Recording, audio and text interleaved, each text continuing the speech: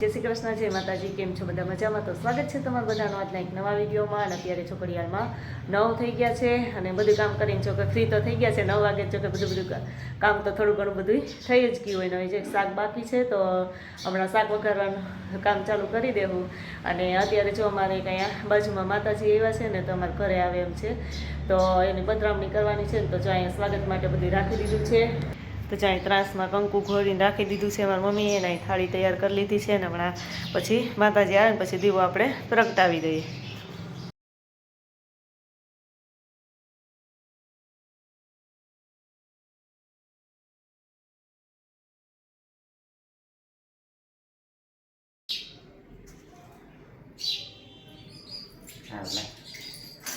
માતાજી કરે માતા દીકરાને બહુ જલ્દી ઘરે આવે.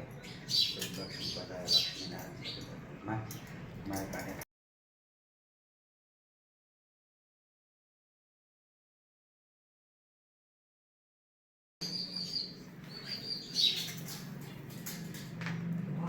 કોઈ નથી ફૂટતા.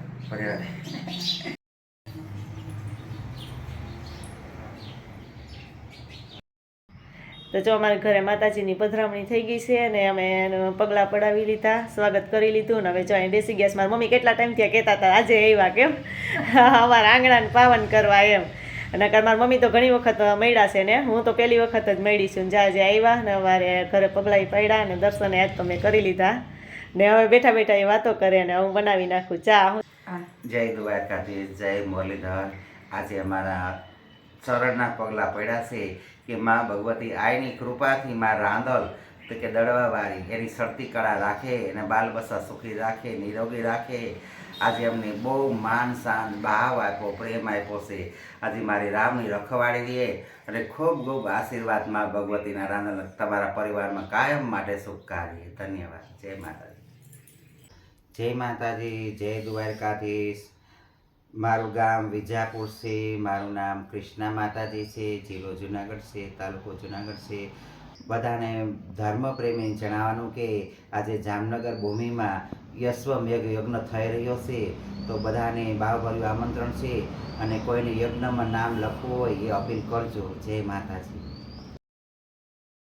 દોરાવે ખવડાવે પીવડાવે, એક રોજ ઉઠીને બુરું કરે.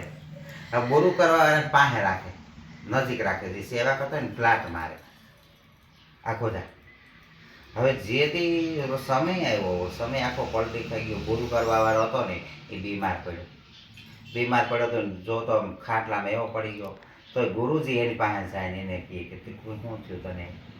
તો સેવા કરતા કાંઈ ન પૂછે.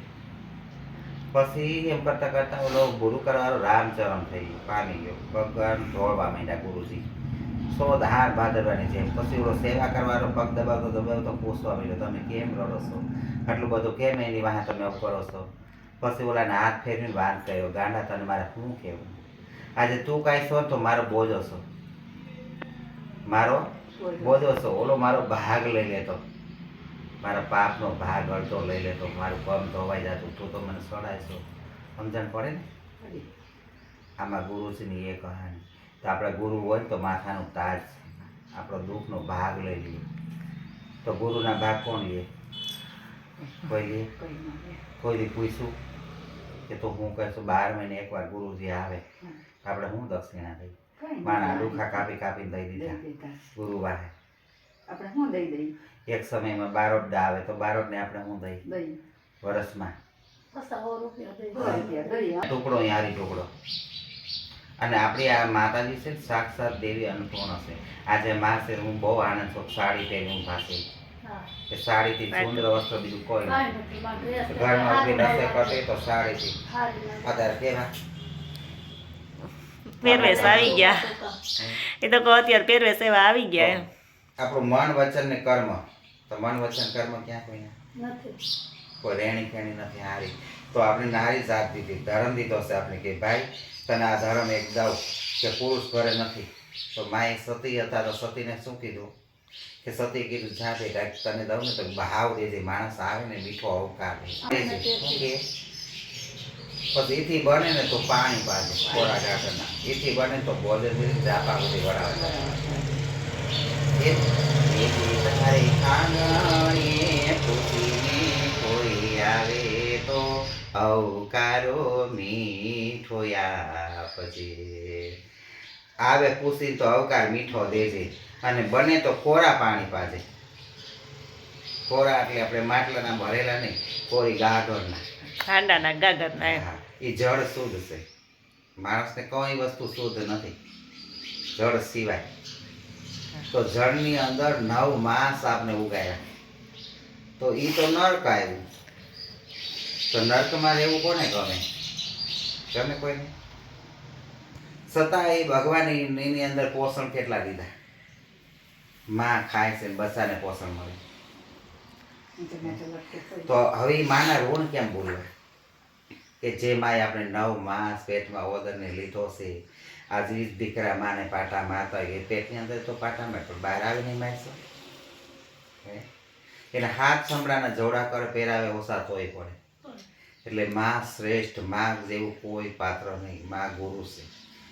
પહેલા મોટો ગુરુ તો માં. 3 દેવે કીધું, બ્રહ્મા વિષ્ણુ મહેશ. માંથી કોઈ નહીં. માની લીલાને કોઈ ઓળખતું જ નથી, એને ઓળખતો જ છે. છતાંય કીધું કે તું નારી છો, હું નારી નથી.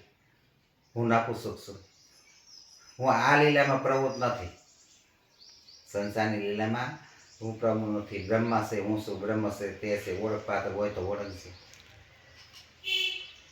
એટલે ભગવાનના સત્કર્મ થવું જોઈએ, સત રજ લેવી જોઈએ. તો આપણે કાયમ માટે ભગવાનની કાયમ લઈ વાળી રહીએ.